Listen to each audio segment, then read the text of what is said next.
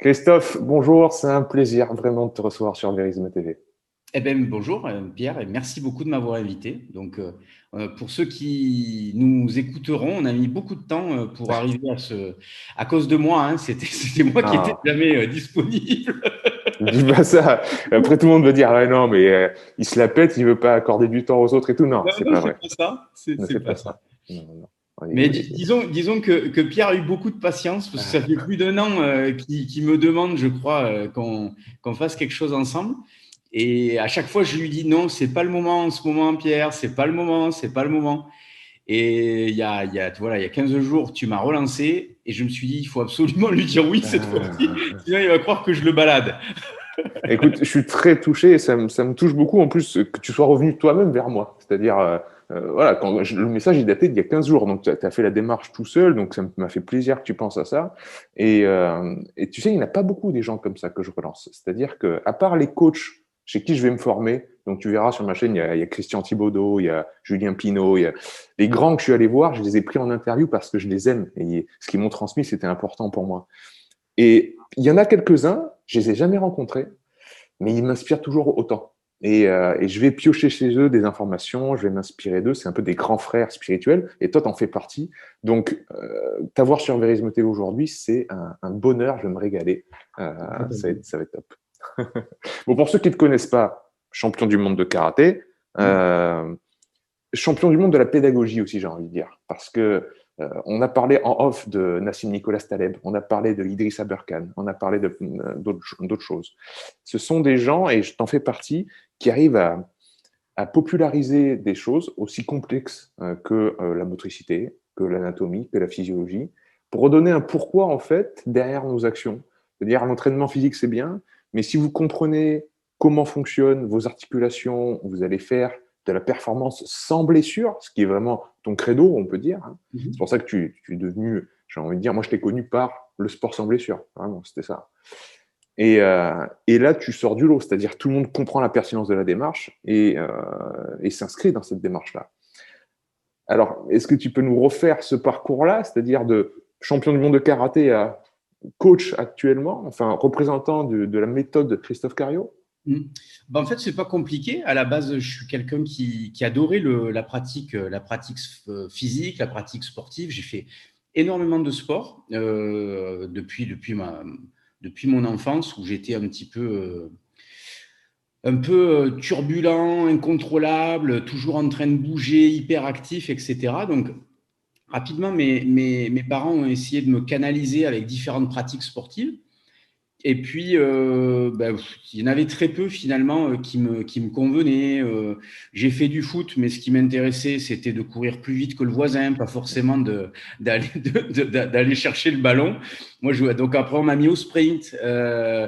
Au sprint, ben voilà, j'avais un certain talent, mais comme je fais qu'un mètre 70, j'étais relativement, si tu veux, limité sur des longues distances. Donc j'étais très performant sur des distances courtes comme le 50, le 60 mètres. Mais rapidement, ben voilà, dès qu'il fallait allonger la foulée, eh ben, il y avait tous les grands qui me dépassaient. C'était très frustrant pour le jeune homme que j'étais de l'époque. Et ben, c'est à ce moment-là que j'ai découvert le karaté. Et d'abord l'aïkido, ensuite le karaté. L'aïkido m'a donné envie d'approfondir, on va dire, une pratique martiale parce qu'elle mêlait, on va dire, mouvement plus philosophie de vie, plus, on va dire, ouais, principe, on va dire, principe guerrier, principe de vie. Mais il y avait un truc qui me dérangeait, c'était pas suffisamment offensif. Alors je pense que c'était propre à l'adolescence où moi j'avais envie de confrontation. Et l'aïkido est une un art martial qui est très basé sur, on va dire, l'aspect défensif, etc. Et moi, j'avais un côté un petit peu, voilà, un peu plus offensif, un peu plus dans le tester ce que j'étais capable de faire dans l'opposition. Et donc, naturellement, je me suis dirigé vers le karaté. À l'époque, il y avait les premiers films de Van Damme. Voilà, et comme ceux qui me suivent le savent, j'étais un grand fan de Jean-Claude Van Damme que j'ai Qui ne l'a pas été? voilà, que j'ai fini par rencontrer et entraîner il y a quelques années et il m'avait dit, tu as fait un full cycle. Bon, alors là, normalement les Américains, c'est drop mic, tu sais, ils lâchent le micro, ils s'en vont.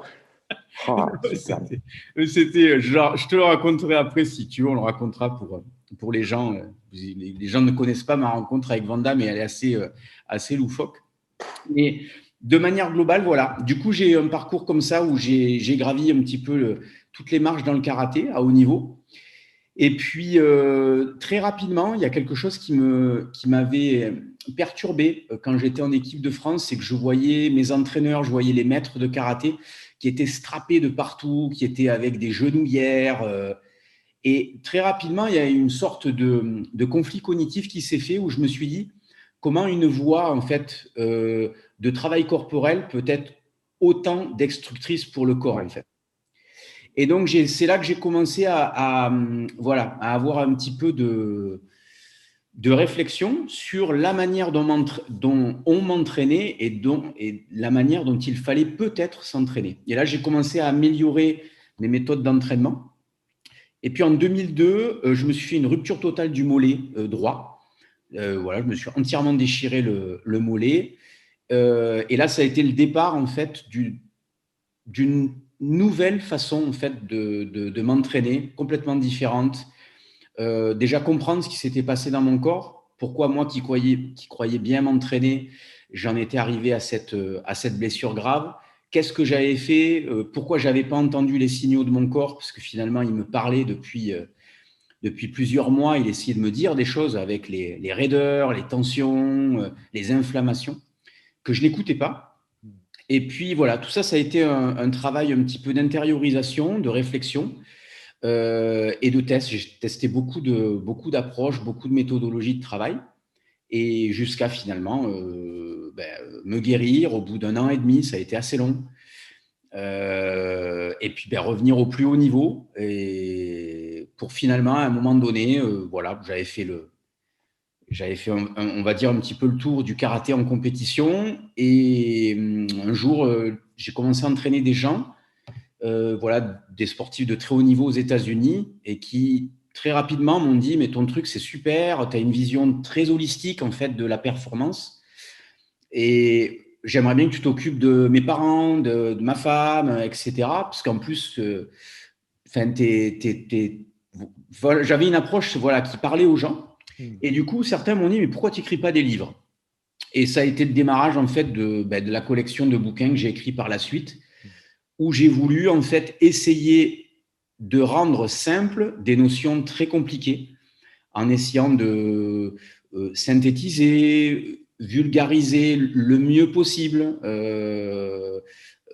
Voilà. Et puis, c'est les derniers livres que j'ai écrits là récemment. J'ai essayé encore plus d'affiner mon travail de vulgarisation en essayant de garder l'essentiel de ce qui, enfin, garder voilà l'essentiel de ce qu'il faut retenir, et en évitant, si tu veux, de trop polluer les gens avec énormément d'informations qui souvent, pour moi aujourd'hui, vu la surinformation dans laquelle on baigne, ne sont pas nécessaires. Oui, c'est ça. C'est qu'on en revient. C'est très intéressant ce que tu dis parce que quand on devient expert d'un domaine, j'ai toujours l'impression qu'il y a une forme de rebond un petit peu où on reprend de la distance pour ne transmettre en fait que les grands principes qu'on a compris aux autres. Et ça, c'est très pertinent et ça se voit dans tout ce que tu fais, dans tes livres et dans tes vidéos. C'est-à-dire on sent bien sûr que tu pourrais t'étaler sur des pages ou des heures de vidéos. Mais ce sont des petites pépites que tu vas donner et que tu vas distiller, synthétiques, et en nous disant faites-moi confiance, ça c'est le plus important, retenez ça. Et c'est pour ça que c'est pertinent. Alors, je ne sais pas si c'est pertinent, Pierre, mais en tout cas, ce que je peux te dire, c'est que aujourd'hui, j'ai vendu plus d'un demi-million de livres, tous livres confondus. Et en fait, je m'aperçois, si tu veux, que surtout actuellement, avec l'explosion des réseaux sociaux, Mhm. On est rentré dans ce que moi j'appelle le vomi d'informations. C'est-à-dire qu'il y a tellement d'informations que petit à petit, le cerveau des gens n'arrive même plus en fait à mémoriser on va dire, ne serait-ce que 2% de ce que tu leur dis. Bien sûr. Et petit à petit, en fait, je me suis dit comment faire dans ce monde-là pour pouvoir, à un moment donné, faire en sorte que les gens retiennent vraiment l'essentiel et au-delà de retenir, Passe à les gens l'acte. appliquent, Ouais. appliquent ce qui est nécessaire en fait. Parce que la réalité, je connais un petit peu ta chaîne, Pierre, donc je sais que tu vas très très loin dans les notions et je trouve ça passionnant pour des gens passionnés. Mais si tu veux, je ne suis pas convaincu que pour la majorité des gens, savoir que le cortisol va induire des perturbations au niveau de l'hypothalamus, qui va induire en fait des boucles de dérégulation dans le reste de l'organisme, c'est pertinent au sens de rendre en fait accessible l'information. Moi, ça m'intéresse, toi, ça t'intéresse, il y a plein de gens que ça intéresse. Mais finalement, est-ce que le vrai sens de tout ça, c'est pas de méditer 5 minutes, aller marcher pendant une demi-heure et faire un petit peu de sport pendant 20 minutes? Parce que c'est ces trois pratiques-là, en fait, qui vont nous rendre service. C'est ça. Pas tout connaître, en fait, du cortisol. Tu vois le… Ah, bien sûr. Bien sûr. Voilà. Je peux que abonder dans ton sens. Et je pense que quand tu t'es transformé de cet athlète, de ce champion du monde en thérapeute, en fait, quand une personne t'a dit occupe-toi de mes parents, etc., euh, tu es devenu thérapeute parce que tu étais quelqu'un qui était à ta place. Tu avais trouvé ta place et je pense que chacun qui se trouve, chacun qui a sa place est thérapeute parce qu'il inspire autrui. Euh, et, euh, et devenir thérapeute, c'est pas apprendre à la personne comment fonctionne son corps. Devenir thérapeute, c'est inspirer l'autre pour qu'il passe à l'acte. C'est uniquement ça. Moi, j'étais naturopathe avec mon cabinet pendant des années, c'est-à-dire, je pouvais abreuver et noyer les gens sous les informations, ça n'allait pas changer leur vie. C'était pas ça qui allait les transformer. C'était qu'est-ce que j'allais trouver comme moyen de levier pour les inciter à changer, à faire un truc nouveau, à changer une habitude, etc. Et bon, YouTube étant YouTube, moi étant passionné de physiologie, je sais que les gens sont naturellement curieux. Donc je me dis, est-ce que par cette petite porte d'entrée-là qu'est la physiologie, on va pouvoir en toucher quelques-uns? Ouais, ok, ça marche parfois. Mais derrière, si je donne pas un conseil, dit, bon, conclusion de l'histoire, c'était compliqué ce qu'on vient de voir, mais comme tu as dit, partez marcher dans la nature, faites une technique de une cohérence cardiaque quand vous marchez, etc. C'est ça la conclusion, quoi. Si vous voulez retenir les détails, allez-y, faites-vous plaisir, mais Pierre, si je peux, enfin, je pense que finalement, le plus important, c'est d'aider les gens à passer à l'action pour ensuite, une fois qu'ils ressentent les bienfaits de cette mise en action, qu'éventuellement ils cherchent à comprendre ce qui se passe dans leur ouais, corps et pas l'inverse. Et je pense, si tu veux, que le travers de personnes passionnées comme moi, comme toi ou comme d'autres, des gens qui sont passionnés par le fonctionnement du corps, c'est que comme c'est notre passion, on est persuadé en fait que c'est la passion ou l'intérêt de tout le monde, tu vois. Et donc on a envie de transmettre ça. Mais finalement, aujourd'hui, et ça c'est voilà le vécu d'un bonhomme de 45, bientôt 46 ans qui te parle, finalement moi je suis en train de revenir à des choses essentielles et plus de chercher les gens à se mettre en action, bouger, d'abord. changez vos habitudes, mangez mieux, faites quelque chose. Et quand vous allez commencer à ressentir les bienfaits de tout ça, si vous voulez de l'information pour savoir ce qui se passe dans votre corps, je suis là, Pierre et sa chaîne sont là, et d'autres personnes sont là pour vous apporter de la connaissance. Mais à mon sens, c'est peut-être comme ça qu'on devrait fonctionner. C'est super intéressant ce que tu dis. De finalement, on passe par la mauvaise porte. Parce que, en tout cas, le monde moderne nous montre, c'est-à-dire, comme tu l'as dit, c'est pas un manque d'information, c'est un manque de passage à l'acte. L'information est là même. J'adore. J'ai cité quelques coachs qui m'avaient beaucoup inspiré, chez qui je suis allé me former. Il y en a un qui s'appelle Ido Portal que tu dois connaître aussi. Et Ido, il m'avait dit un truc très intéressant. Je sais plus pourquoi on parlait de ça. Je lui avais posé une question et peut-être dans la conversation, je sais plus si c'est moi qui avais prononcé ce mot, mais il y avait le mot de développement personnel qui était arrivé. Et elle, il dit, mais n'employez jamais ce mot. Qu'est-ce qu'il faut développer? Et les cerveaux sont déjà pleins. Il y a trop de bruit, c'est saturé. Saturé d'informations. C'est pas le développement personnel, ce serait plutôt faire un peu de vide pour laisser advenir quelque chose de nouveau, quelque chose qui est vrai pour la personne. Donc, merci pour cette leçon qui va, je pense, infuser aussi en moi et changer peut-être ma pédagogie. En tout cas, tu vois, ces confinements, ils ont. Taleb nous parlerait de croissance post-traumatique. Tu en as été la preuve par ta blessure et ta reconversion. Mais ce confinement aussi, hein, il ne faut pas passer à côté d'une bonne crise. Ça nous a apporté des choses nouvelles. Et moi, ça m'a permis de faire des lives. Je me suis engagé à faire des lives tous les 2 jours, tu vois. Et tout d'un coup, c'est plus ma vidéo avec mon tableau où j'explique des trucs super complexes. C'est moi qui parle à 200 personnes en live. Et là, tout d'un coup, c'est ah ben aujourd'hui, on va faire un nouvel exercice. Allez, on fait une respiration, etc. Donc, la porte d'entrée a changé. Et ça se rapproche beaucoup plus de ce que tu viens de dire. Et pour moi, c'est une nouvelle expérimentation aussi, qui se rapproche plus de ce que je fais en stage, en fait. Donc, c'était super intéressant aussi.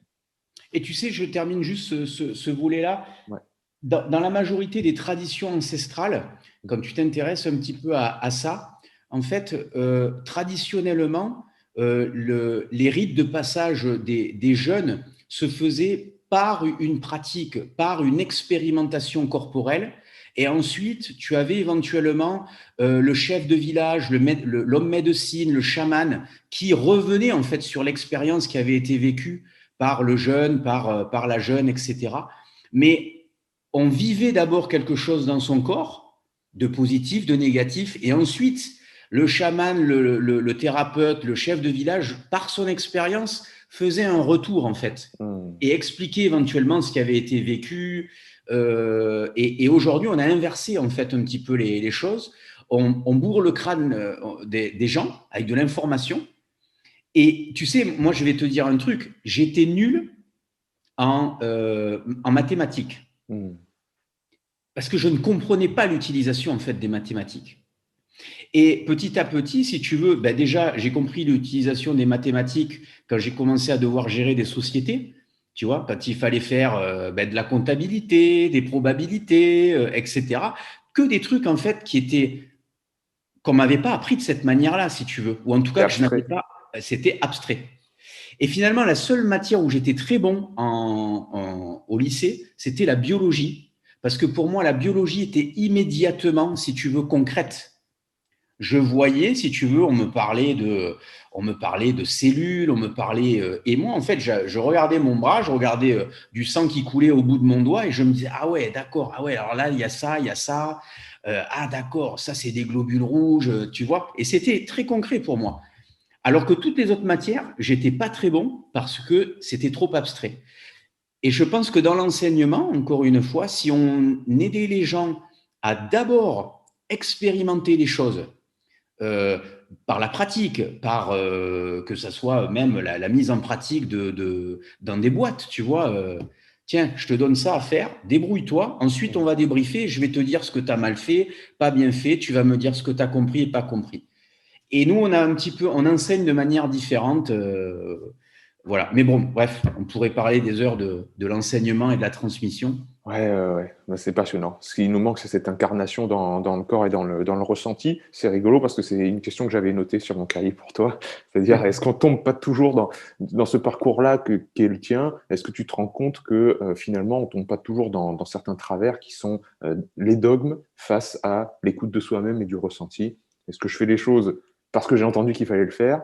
Ou est-ce que je l'ai fait en écoutant ce que mon corps me dit et les signaux? Et finalement, tu es arrivé à cette conclusion-là et à cette conversation avant ma question. Donc, c'est parfait. Je suis très content qu'on ait abordé ça. Donc, tu arrives avec un nouveau livre, là, après quand même pas mal d'ouvrages, sur le jeûne intermittent. Et là, le naturopathe que je suis est très content qu'on parle de ça. Et voilà, et ça me fait plaisir qu'on casse les codes. Tu vois, j'ai reçu ton ami Rudy Koya il n'y a pas longtemps sur la chaîne. Ça fait voilà, 2 mondes encore qui se rencontrent un petit peu, où les naturopathes, ils représentent un peu le côté alternatif, où c'est côté santé, on prend soin de soi, les plantes, etc., la nature, tout ça. Et puis, le monde de la musculation, on peut se dire, ah, non, mais les gars, c'est des dopés, ils prennent des machins, etc. Et moi, ce que j'aime, c'est justement ces rencontres des mondes, là. Et toi, tu arrives en tant que voilà, représentant du monde sportif, qui est reconnu internationalement, et qui parle du jeûne. Donc, est-ce que tu peux m'en dire un petit peu plus sur ta vision du jeûne, ton approche, etc. Alors, ben, écoute, c'est pas compliqué. Moi, j'ai commencé à découvrir le jeûne intermittent, ou plutôt l'alimentation réduite dans le temps, donc qu'on plus communément appelé le 16-8, Ouais. etc. À l'époque, en fait, où Martin Berkman, un coach, avait sorti la méthode Lean Gain, je Mhm. crois que c'était en 2007-2008. Ouais. Et j'ai commencé vraiment à trouver les propos qu'il proposait à l'époque très intéressants. Et j'ai testé, en fait, le 16-8, généralement toujours à des fins esthétiques, avant l'été, parce que je trouvais que c'était facile à mettre en application. J'avais pas le sentiment, en fait, de me priver, parce que voilà, je faisais trois bons repas dans la journée. Et puis finalement, je n'avais qu'à décaler ma fenêtre d'alimentation. Et donc, c'était relativement simple. Ça me permettait d'avoir une vie sociale, donc il y a presque une dizaine d'années en arrière. Et voilà, et ça me permettait d'avoir des effets esthétiques, purement esthétiques, dans un premier temps. Et puis, comme je l'ai dit plus tôt, je vais bientôt avoir 46 ans. Et puis, j'ai commencé petit à petit à m'apercevoir, malgré tout ce que j'essaie de bien faire dans ma vie, mes choix alimentaires, mes pratiques méditatives, la pratique du sport cohérente que j'essaie d'enseigner, que malgré tout, il y avait quand même une diminution de la récupération. Alors, bien entendu, les gens vont me dire, ouais, mais c'est normal, tu vieillis, déjà que tu es en super forme à 46 ans, etc. Mm. Et je me suis dit, mais est-ce qu'on ne peut pas mieux faire? C'est-à-dire, est-ce qu'on ne peut pas améliorer, justement, diminuer la vitesse de ce vieillissement, et comment, en fait, comment y arriver? Et parmi, en fait, les choses qui étaient souvent mentionnées, eh ben, j'avais justement le jeûne intermittent, les différentes formes de jeûne. Et donc, je me suis dit, ben, pourquoi ne pas tester du 16-8 ou des alternatives au 16-8 euh, de manière beaucoup plus longue, c'est-à-dire pendant 6 mois peut-être, et voir ce qui se passe, expérimenter avec ça. Et donc, ben, ça a été ce que j'ai démarré il y a 2 ans. Et puis, au fur et à mesure de mon expérimentation, eh ben, bien entendu, je me sentais de mieux en mieux, etc. Donc, j'ai décidé de poursuivre pendant une année, et ainsi de suite. Ça m'a permis de cartographier des choses que je trouvais parfois problématiques avec les approches de jeunes, parce que pour moi, ce n'est pas une panacée, c'est un outil avec des variations qui doivent être, entre guillemets, manipulées en fonction des contextes, en fonction des situations de vie, en fonction des niveaux de stress. Et donc, finalement, développer une forme de variabilité de cette pratique de jeûne dans le temps, que j'appelle en fait une pratique de jeûne intermittent raisonné. Voilà, raisonné pour le fait de ne plus être dans le dogme. Moi, je fais du 16-8, c'est comme ça et c'est pas autrement. Ouais. Mais plutôt, si tu veux, écouter ce que mon corps il a à me dire. Et certains jours, ben ouais, je peux faire du 18-6. Et puis certains jours, en fait, je fais juste du 12-12 parce que, en fait, c'est pas la bonne journée pour moi de faire plus, parce que j'ai trop de facteurs de stress en dehors, parce que j'ai des merdes qui tombent dans la gestion de mes boîtes, et que ben, finalement, les niveaux de stress que je dois gérer au quotidien dépassent mes capacités d'adaptation. Et finalement, le stress, le jeûne intermittent deviennent plus un facteur de stress supplémentaire qu'une aide, finalement. Donc, si tu veux, voilà, j'ai développé un petit peu cette approche que j'explique dans le bouquin. Alors, j'ai essayé voilà, d'apporter à la fois un regard scientifique sur tous les aspects positifs du jeûne intermittent, également sur ce que moi j'appelle les effets indésirables qu'on peut avoir sur le jeûne intermittent, notamment chez certaines femmes, chez des personnes qui sont naturellement déjà trop stressées et chez qui le jeûne peut justement apporter une dose de stress trop importante. Donc voilà, je développe tout ça dans le bouquin. Il y a un angle aussi autour de la pratique du sport et du jeûne intermittent. Et voilà pour aussi. Après, peut-être tu as des questions là-dessus à me poser. Des questions, j'en ai des dizaines là qui sont sorties. Non, c'est super intéressant ce que tu nous transmets là. C'est vraiment, on pourrait parler de, encore une fois, de sortir des dogmes. c'est vraiment ça, se raisonner. C'est-à-dire que dans le jeûne intermittent, comme tu l'as dit, c'est pas une panacée, c'est un outil. Je pense qu'il y a autant de pièges que de bénéfices possibles. Vraiment, comme un marteau, hein, tu peux te casser le doigt, comme tu peux très bien construire un magnifique meuble avec. Là, le jeûne intermittent, je récupère des personnes qui essayent de pratiquer ça, mais de manière dogmatique, c'est-à-dire, à partir du moment où on met une métrique, de toute façon, genre le 16-8, ils vont regarder leur montre et coûte que coûte, ils vont vouloir jeûner 16 heures sans s'écouter et on va retourner dans les mêmes travers qu'on vient d'évoquer juste avant. C'est-à-dire, je place le dogme au-dessus de moi, bien au-dessus de l'écoute de mon propre corps. S'il m'indique que j'ai faim, il faut que je mange, mais généralement, on est quand même capable de rester un certain nombre d'heures sans alimentation, en buvant de l'eau si on veut. Et en fait, je me souviens, tu vois, j'ai mis le t-shirt de Klokov parce que voilà, quand je reçois un sportif, je mets le t-shirt de Klokov, c'est comme ça. Et Charles Poliquin, comment? Tu peux rappeler qui est Klokov, peut-être pour Oui, bien sûr. Bah, je le dis régulièrement, j'ai toujours peur de me répéter, mais c'est quand même monsieur haltérophilie, champion d'argent aux Jeux Olympiques de Londres d'haltérophilie, de weightlifting olympique, comment on dit en français, c'est ça. Qui est sans doute monsieur YouTube, quoi. C'est-à-dire que il y a le chinois, à chaque fois j'écorche son nom, mais qui est très connu, champion du monde, qui fait des millions de vues sur Internet. Mais alors Klokov, il est quand même un snatch, un arraché en pause à 200 kilos. Bon, voilà. Les gens se rendent pas compte à quel point c'est. Mais oui, Klokov, Charles Poliquin lui avait demandé dans un repas quand est-ce que tu manges, etc. Et lui, il avait dit eat when hungry. Je mange quand j'ai faim. Et c'est tout. Et peut-être qu'on ne devrait pas se poser plus de questions que ça, à regarder nos montres et nous dire ah bon, c'est midi, c'est 13 heures, etc. Donc, j'adore cette approche du raisonné. Et oui, au-delà du dogme, et on aurait même peut-être pu proposer ce titre de jeûne sans blessure, parce que ça aurait rejoint ta première approche du sport sans blessure, parce que c'est ça, c'est que tu montres aussi, voilà, ça peut arriver, voilà, des effets indésirables qui peuvent arriver, etc. Soyez à l'écoute de votre corps. Et j'aimerais qu'on rebondisse sur ce que tu as dit après par rapport au sport. C'est-à-dire, il y a un chapitre qui est dédié à ça, et c'est bien normal te concernant. Comment tu as vu la performance évoluer personnelle, et est-ce que tu as accompagné des sportifs d'un certain niveau qui ont voulu implémenter le jeûne? Est-ce que tu as un regard par rapport à ça? Parce que c'est une question qui m'est demandée un milliard de fois. Je fais du sport aussi, donc on me demande, tu fais du jeûne intermittent, mais tu arrives à prendre du muscle, comment ça se passe, etc. Alors, c'est une question qui est très complexe, déjà parce que elle implique qu'on est tous différents d'un point de vue génétique. Et donc, naturellement, en fait, il y a des gens qui vont naturellement prendre plus facilement du muscle que d'autres.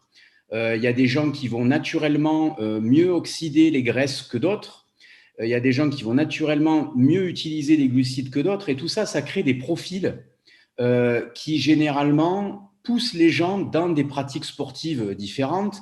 Le gars qui naturellement oxyde mieux les graisses, ben, il va s'orienter vers de l'endurance, des triathlons, des marathons, etc. Parce que ben, pour lui, c'est facile de taper dans les graisses. On a souvent un profil de corps relativement fin, etc. Des gars qui peuvent courir pendant 2 heures, etc. Vous avez à l'opposé les haltérophiles, certains crossfitters qui ont l'habitude de soulever des charges très lourdes, d'être sur des efforts très explosifs, mais qui inversement vont naturellement un petit peu plus stocker des graisses, mieux utiliser des glucides. Et donc finalement, rien que là, il y a un différentiel qui s'opère et qui devrait faire qu'on se pose des questions. Quelle est ma nature profonde? Quelles sont mes pratiques physiques? Parce que le jeûne ne va pas être le même, ou l'impact du jeûne ne va pas être le même si vous faites des sports d'endurance, si vous faites du crossfit, si vous faites des sports, on va dire, intermittents. Par exemple, si on fait du crossfit et des sports intermittents qui utilisent énormément les glucides, si vous vous entraînez trop souvent à jeun, malheureusement, régulièrement, ben, la majorité des gens qui s'entraînent à jeun de cette façon-là, au bout d'un certain temps, développent des symptômes de surentraînement. Pourquoi? Parce qu'encore une fois, entre la pratique corporelle qui est intensive et qui représente un stress de forte magnitude pour l'organisme, et le jeûne qui lui-même est un stress par les lois de l'hormèse que tu enseignes régulièrement, si à côté de ça, ben vous êtes, je ne sais pas, dans une société où il y a un virus qui enferme tout le monde chez Par eux, exemple. par exemple, avec, enfin, vous voyez où je veux aller, c'est-à-dire que si les niveaux de stress sont trop importants et que, en plus de votre pratique sportive, vous rajoutez en fait une pratique alimentaire qui est un peu stressante pour l'organisme, ben en fait, vous dépassez vos capacités d'adaptation. Et donc, trop de stress chronique induit au bout d'un certain temps eh ben, un épuisement ou en tout cas une fatigue profonde de l'organisme. Inversement, tu as des gens qui naturellement utilisent mieux les graisses que d'autres et qui, ben, s'entraîner à jeun, pour eux, ça va poser aucun problème. Ils vont te dire, ah non, moi je cours tout le temps à jeun, je me sens mieux quand je m'entraîne à jeun, je me sens mieux quand je roule à jeun, etc. C'est normal, ils utilisent naturellement plus facilement ben, les graisses de réserve que par exemple moi. Moi, je ne suis pas un bon... je fais rarement d'hypoglycémie, mais je suis typiquement le genre de gars, tu me fais faire des trainings intenses à jeun pendant plusieurs semaines, et puis ben, je te fais un surentraînement au bout d'un mois et demi. Comme ça a été le cas pendant de nombreuses années lorsque je testais finalement le jeûne intermittent avant les étés. Si tu veux, je m'entraînais de façon intensive, etc. Et puis, brutalement, au mi-juillet, j'étais pris de fringales incontrôlables. Le corps, il essayait juste de récupérer, en fait, ce que... Voilà. Donc, si tu veux, par rapport à tous ces profils, il y a des choses qui, à mon sens, parce que je ne tiens pas la vérité, hein, ce n'est qu'un partage d'expérience que j'ai essayé de valider avec de nombreuses études. Alors, par exemple, tu as des études qui montrent que des gens qui font du HIIT, donc qui utilisent des glucides majoritairement à jeun, eh ben, on s'est aperçu que si on prolonge suffisamment longtemps cet entraînement de HIIT à jeun, c'est-à-dire généralement pendant 3 semaines, selon les différentes études, il y a des adaptations métaboliques qui se font. Mais c'est sur un public jeune. C'est-à-dire, qu'est-ce qui se passe chez un type de 30 ans ou de 35 ans qui a une vie de famille et qui gère une société ou qui a un boulot stressant? Encore une fois, c'est ce ratio de niveau de stress dans ta vie qui doit être en fait regardé par rapport à ta pratique sportive et en même temps à ta pratique du jeûne intermittent. Et tout ça doit t'aider à créer, modéliser une forme d'équation qui va te convenir ou pas. Mais moi, en général, pour la majorité des gens, je déconseille les entraînements intensifs à jeun. Voilà. Ça ne veut pas dire que je ne peux pas faire d'haltéro, par exemple. L'haltérophilie n'est pas un entraînement intensif, ce sont des efforts brefs, donc qui majoritairement fonctionnent avec la phosphocréatine, etc. On est sur généralement des barres lourdes. Je peux faire par exemple de la plio, des sprints courts, des choses comme ça à jeun. Je peux faire de la marche. Mais dès qu'on est sur du travail de HIIT, du travail de fractionné, du travail de combat, etc., généralement, et pour une grande majorité de sportifs, quand vous le faites à jeun, généralement, après un certain nombre de semaines, il y a des problèmes qui surviennent. Ça, c'est mon expérience, ça n'engage que moi. Voilà. Mais c'est passionnant parce que ça rejoint aussi la philosophie du naturopathe, c'est-à-dire cette accumulation de toxémie. On a un seuil de toxémie et c'est très important de jamais cloisonner les choses.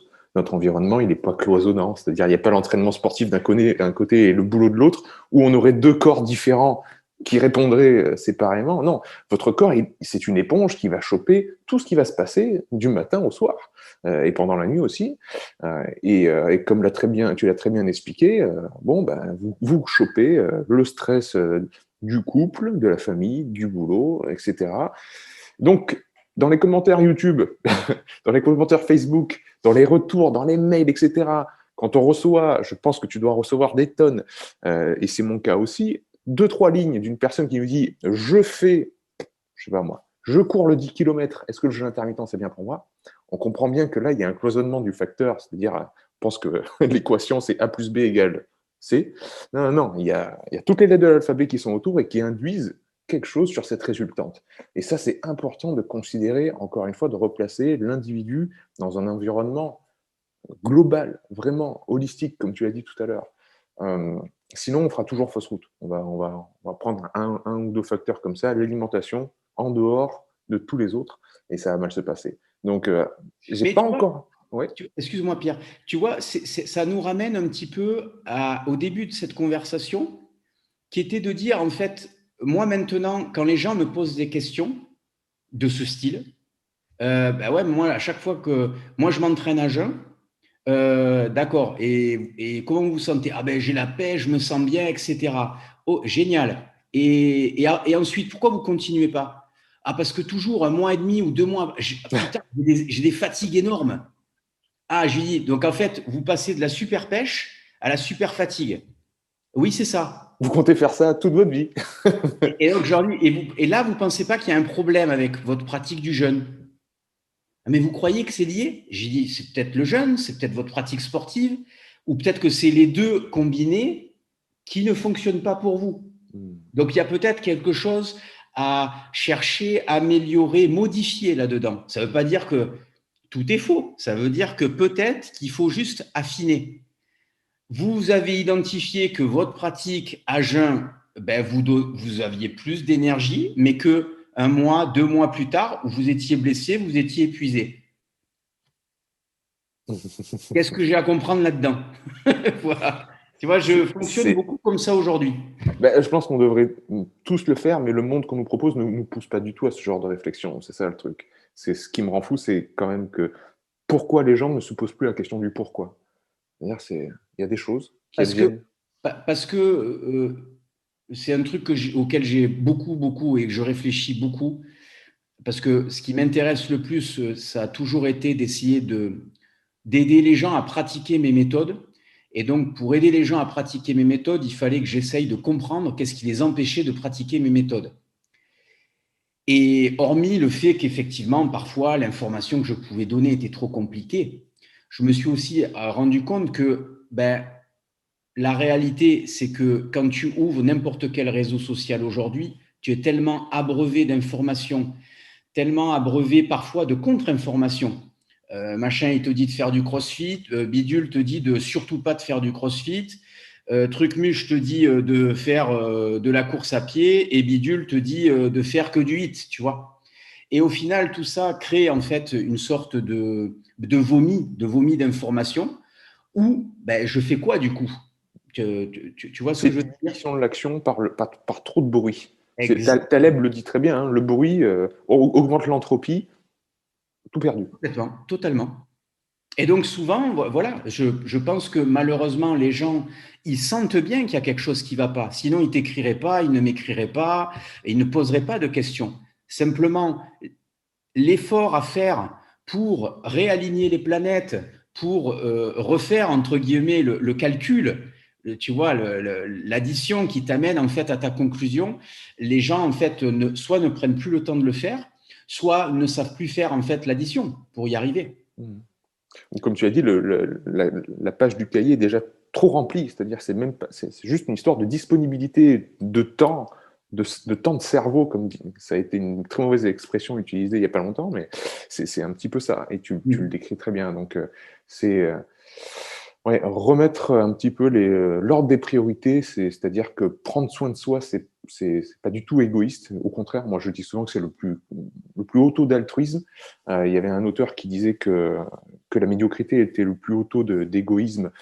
Ça, c'est par la porte un petit peu négative. Moi, j'aime bien dire que justement, prendre soin de soi, c'est quand on commence à prendre soin de soi, on commence à retrouver une certaine forme d'amour propre, et c'est à partir de là qu'on peut donner de l'amour, parce que sinon, on ne peut pas donner quelque chose qu'on n'a pas.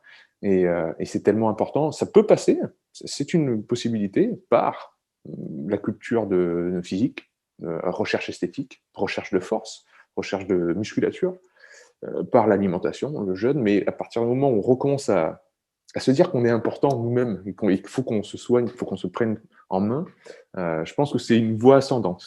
Ça peut aller vers des choses un petit peu mieux. Mmh. Bon, je ne vais pas trop te garder parce que je sais que tu es chronométré pour les bonnes raisons. C'est bien, c'est tant mieux. Quand est-ce que tu viens faire un bain froid à la maison? Écoute, déjà j'en fais régulièrement à titre personnel, mais C'est parfait, tu es déjà parfait. non, je suis pas parfait du tout, Ouais, du je tout, du rigole. tout. Mais effectivement, j'utilise les bains froids depuis de nombreuses années, voilà, avant que ça revienne, on va dire, à la mode, avec les pratiques de Wim Hof ou d'autres, voilà, qui ont remis ça au goût du jour. Mais oui, oui, à l'occasion, tu vois, tu es de quel Déconfiné? côté, Pierre? Avignon? Du côté d'Avignon, on n'est pas très très On loin. n'est pas loin. Voilà. Parce que je sais qu'à une époque, tu voyageais pas mal, donc c'était compliqué de se croiser. Tu avais fait un peu une sorte de tour du monde, il me semble. Je voyage beaucoup. J'ai vécu 6 ans au Japon, mais Voilà. je voyage régulièrement, ouais, mais avec grande joie. J'ai quand même des questions, une question qui m'a été posée par Rudy Koya pour toi. Je crains le pire. Ah, c'est clair. Et ça va pas te faire plaisir parce que c'est en relation avec ton âge. Non, je rigole. C'est que il me demande, enfin, c'est moi qui lui ai dit, si tu avais une question à poser à Christophe, je vais pas balancer, je vais pas dire que c'est lui qui te pose une question, forcément, c'est moi qui lui ai dit, si tu avais une question à poser à Christophe, qu'est-ce que tu lui demanderais?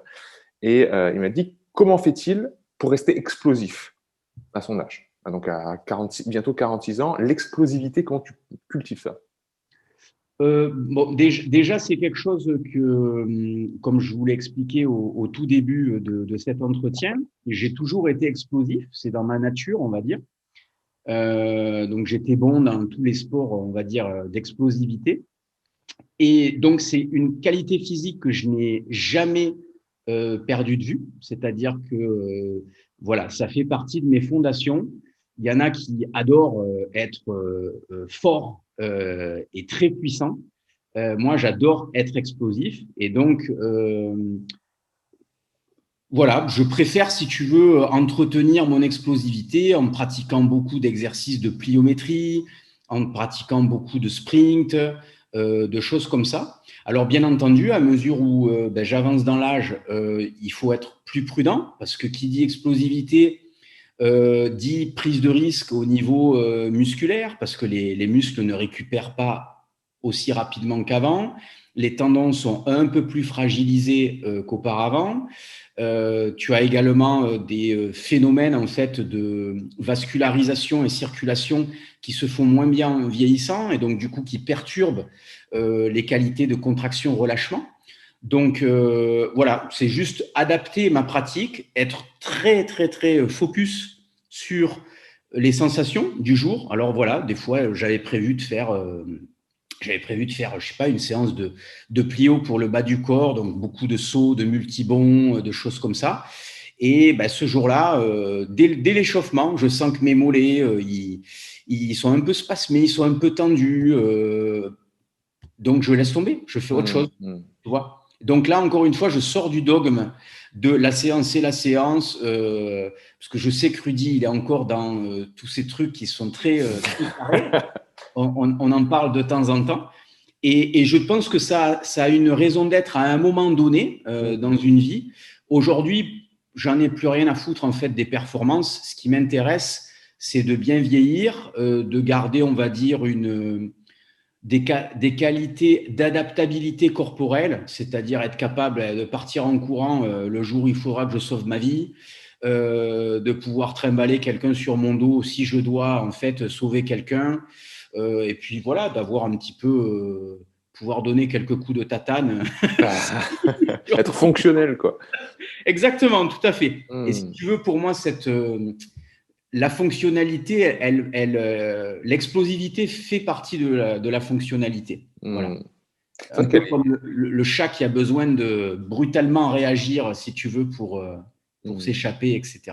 Mais ouais. Je ne sais pas si ça a répondu à la question de Rudy, mais Bah, je pense voilà. quand même un petit peu. Donc, tu mets le focus parce qu'on le voit que ça te plaît aussi, le travail de plio, le travail explosif, etc. Et tu vois, j'écoutais un podcast l'autre jour sur Quantum Trading, je crois, quelque chose comme ça. C'est les Québécois. Alors, j'adore parce qu'en plus, on entend du français québécois avec l'accent, c'est génial, j'adore. Il parlait encore une fois d'un grand coach, je ne sais plus si c'était Charles Poliquin ou encore un grand coach, etc. Ce grand coach avait dit j'ai déjà rencontré des hommes forts, mais qui n'étaient pas rapides ni explosifs. Par contre, j'ai jamais rencontré des sprinteurs ou des gens explosifs qui n'étaient pas forts. Et Mm. il parlait en fait de qui est à la base de la pyramide. Et qu'est-ce qu'il vaudrait mieux, pas mieux, mais qu'est-ce qu'en cultivant ce facteur-là, on cultive aussi les autres. Et cette histoire d'explosivité, notamment chez les sprinteurs, il parlait de, pas Safa Powell, mais un ancien sprinter qui avait un squat alors qu'il n'avait jamais squatté à 300 kilos, enfin un truc pas possible. Oui, cette sensation je vois très bien hein, à quel point ça peut être enivrant aussi et de se dire, voilà, par exemple, les sauts en hauteur, tout ce qui travaille pliométrie, c'est vraiment jouissif aussi de le faire. Euh, Super. Je pense que ça répond bien à sa question. Euh, on se termine avec une petite dernière question. Est-ce que, personnellement, qu'est-ce qui t'intéresse actuellement? Vers quoi tu te diriges? Est-ce que tu continues à te former, toi? Est-ce qu'il y a des domaines vers lesquels tu te diriges autres que le sport? Question un peu plus personnelle. Ouais, bon, déjà, dans mes lectures aujourd'hui, il y a beaucoup de travail qui est dirigé vers les neurosciences D'accord. euh, pour justement améliorer mon facteur de transmission, améliorer, si tu veux, mieux comprendre les phénomènes de résistance au changement des gens, à mes propres résistances au changement. Donc voilà, tous les mécanismes basés sur la croissance post-traumatique, tout ça. Voilà. Comment en fait on est amené à utiliser un événement dans une vie pour soit se transformer positivement, soit au contraire être écrasé au sol, etc. Mm. Tout ça, scientifiquement, m'intéresse beaucoup. Dans un autre registre, tout ce qui me rapproche de la nature, donc ça peut être la permaculture, ça peut être tout ce qui est lié à l'utilisation des plantes sauvages, donc la reconnaissance et cueillir des plantes sauvages pour les consommer. Voilà, quand tu pars te balader, qu'est-ce que tu peux ramasser, qu'est-ce que tu peux manger, parce que voilà, je pense que on a vécu des choses cette année qui nous ont montré que finalement, tout ce savoir ancestral qui s'est perdu au fil des décennies pourrait brutalement en fait, nous être très nécessaire C'est clair. si ça dévissait brutalement. Donc voilà, c'est des choses qui, quand j'étais petit, m'intéressaient énormément. Je me suis beaucoup intéressé à la survie parce que j'étais proche, si tu veux, de commandos, de gens qui étaient dans les forces spéciales, etc. Donc, naturellement, j'ai été en contact avec ce travail-là. Et puis, ben, voilà, par la force des choses, ça m'a ramené à ça. Voilà, si demain tout s'effondre, qu'est-ce qu'on peut faire voilà. Donc, sans devenir trop extrémiste, si tu veux, dans cette approche, parce que je pense que personne n'a envie que tout s'effondre et que je pense que beaucoup de gens feront en sorte que, j'espère que les choses ne s'effondrent pas. Je pense que c'est dans la nature humaine, quand il n'y a plus en fait d'autre choix que de changer brutalement. Mm. Mais bon, peut-être que je me trompe et dans le doute, c'est bien de se former.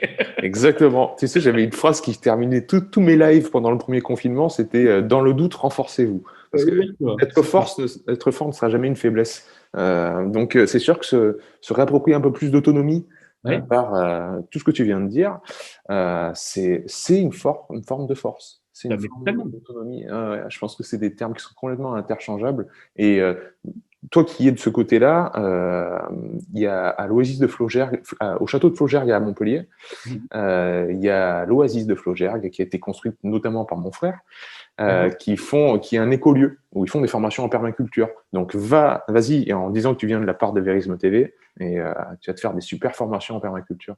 D'accord, ok. Ben, je le ferai avec grand plaisir. Merci Pierre. Ouais, je t'en prie. Bon, Christophe, où est-ce qu'on te retrouve? Sur les réseaux, ton livre, etc. Alors, mon livre, vous le retrouvez, j'ai l'impression d'être sur une vidéo YouTube. Alors, mon livre, vous le retrouvez sur le www.christophe-cario.com. Voilà. Exactement. Et voilà, donc, et puis ben, le reste, il y a ma chaîne YouTube si vous voulez vous y abonner. Et puis, ben, j'ai un compte Instagram, voilà, CTS Christophe Cario, CA2RIO. Voilà. Au top.